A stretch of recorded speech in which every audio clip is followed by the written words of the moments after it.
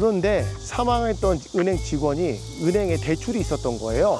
그 사망퇴직금이 만약에 상속재산이다, 상속인들의 고유재산이다. 결론부터 말씀드리면 사망퇴직금은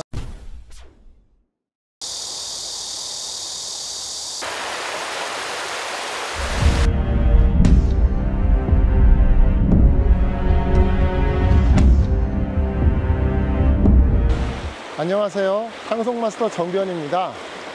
오늘은 날씨가 너무 좋아서 밖으로 한번 나와봤습니다.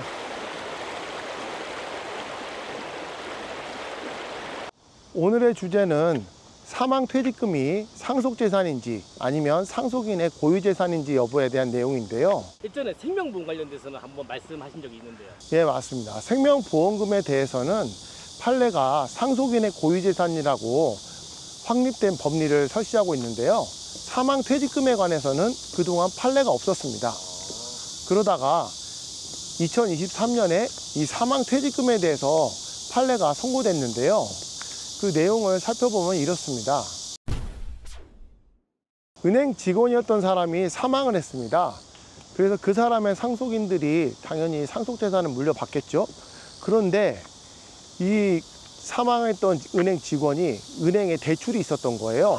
보통 은행원들은 근무하던 은행에 약간 대출을 많이 끼고 있죠. 예, 그런데 이 은행의 단체 협약에 이 사망퇴직금의 경우에는 근로기준법이 정하는 바에 따라 유족에게 지급한다. 이런 단체 협약이 있었고 그 협약에 따라서 사망퇴직금이 유족에게 지급이 될 수가 있었던 거거든요. 근데 은행은 자기 대출금이 있으니까 그거를 먼저 권리 행사하겠다는 거죠. 그러면 이런 경우에 그 사망퇴직금이 만약에 상속재산이다. 그러면 당연히 은행이 채권자니까 권리 행사를 할 수 있는 거고, 그게 아니라 상속인들의 고유재산이다. 그러면은 채권 행사를 할 수가 없게 되겠죠. 결론부터 말씀드리면 사망퇴직금은 상속인의 고유재산입니다. 그 이유에 대해서 대법원에서는 이렇게 설치하고 있는데요. 퇴직금에 관한 법이 근로자 퇴직급여 보장법이라는 것이 있거든요.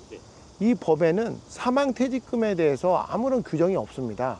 그리고 이 퇴직금에는 여러 가지 성격이 있을 수가 있거든요. 근로에 대한 대가로서의 미지급 임금이나 성격도 있지만 사실은 유족에 대한 사회보장적 기능, 이런 부분도 포함이 돼 있거든요.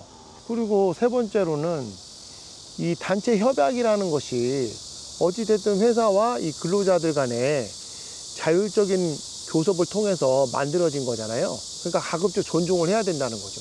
이 단체 협약에 기해서 이 사망퇴직금이 지급되는 것이지 사망에 의해서 지급되는 상속재산과는 다르다는 거죠. 그러면 이게 사실은 상속이 개시돼서 보험금이 지급되기는 하지만 그 근거는 보험 계약에 있는 거잖아요. 이 사망퇴직금도 당연히 사망을 한 원인이 발생하긴 했지만 그 근거는 이 단체 협약에 의해서 지급되는 겁니다.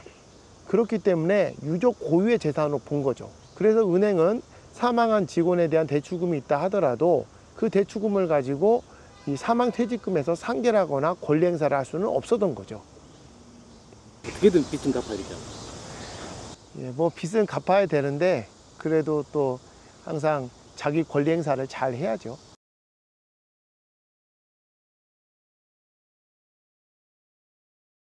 예, 오늘은 사망퇴직금이 상속재산인지 아니면 상속인이 고유재산인지에 관한 판례를 살펴봤는데요.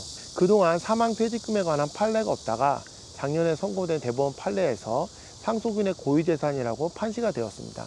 그렇기 때문에 앞으로 이런 사망퇴직금 문제가 발생했을 경우에는 절대 채권자에게 사망퇴직금을 주지 마시고 상속인의 고유재산이라고 주장을 해서 전액을 다 받으실 수 있습니다. 좋은 정보 감사합니다. 예, 어려운 상속 문제를 속 시원하게 풀어드리는 상속마스터 정변이었습니다. 여러분들의 구독과 좋아요 부탁드립니다. 감사합니다.